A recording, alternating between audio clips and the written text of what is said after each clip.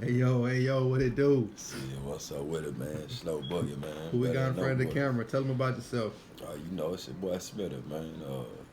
Christopher William Smith, man.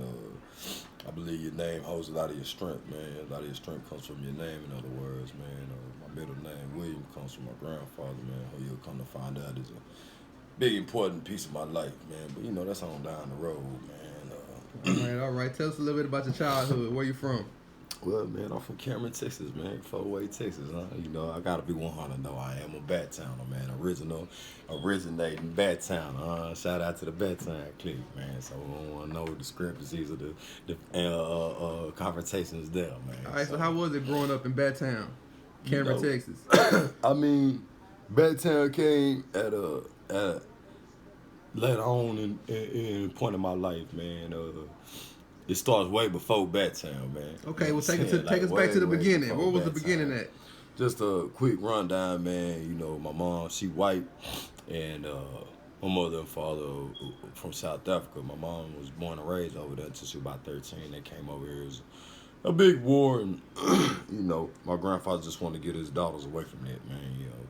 But she got pregnant by a black man, and in the eyes of my father, that is unheard of, man. So from that jump, she lied and said she was raped. Thus forth, having my grandfather put her in a home in San Antonio where she had me, and I was immediately put up for adoption. But once my grandmother seen me, she couldn't give me away, man. I guess it was the eyes, huh? But that was that, man. My grandfather told her, man, look, hey, hey, that nigger baby's not coming home with us. So my grandma said, all right, cool, you know, Okay. go on about your business. But when she got out in the parking lot, she looked and he was still out there waiting on her, man. So she got in the truck and they brought me home, man.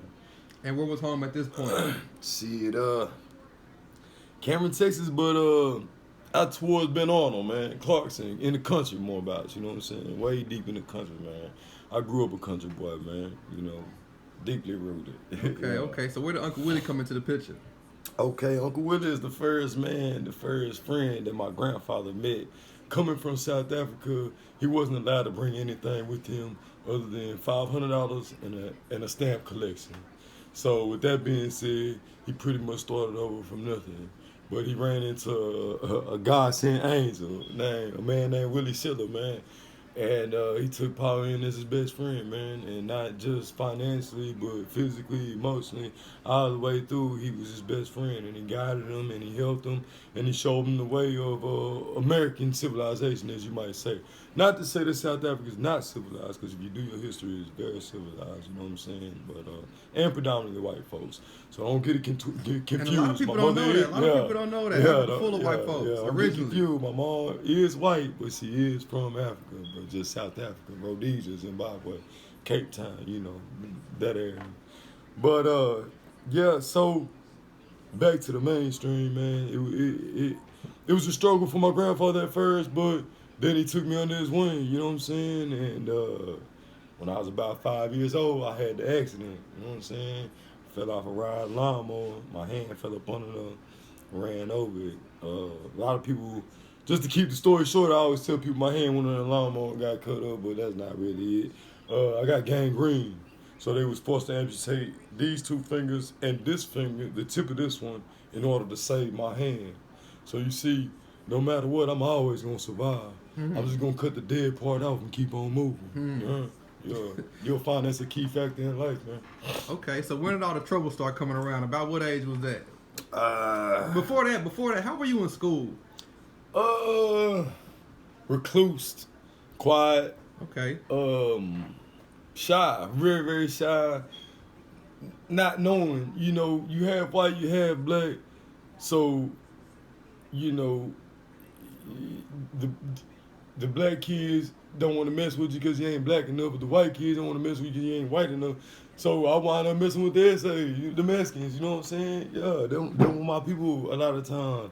Pepe Rodriguez, you know what I'm saying? Juan Alonso, yeah. Shout out to my wife, Lori Lynn, later on down in the picture, but yeah, that's really who took me in, you know what I'm saying? But yeah, it was difficult. And then on top of that, to have a deformity in their eyes, a disability of some sort of my hand. But by the grace of God, I've always been blessed, you know what I'm saying? And he's always put people in my life that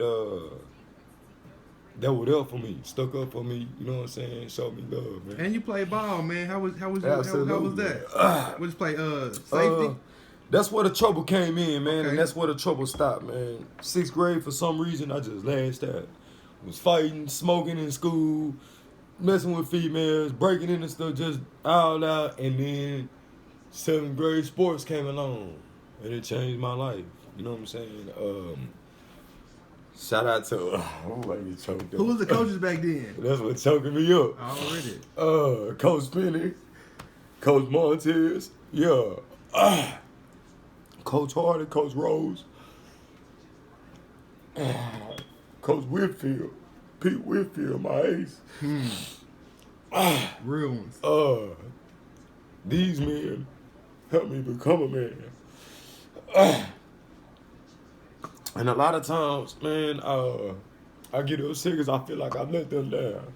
But just know I'm still pushing. I ain't gave up, man. I give y'all a lot of credit, man.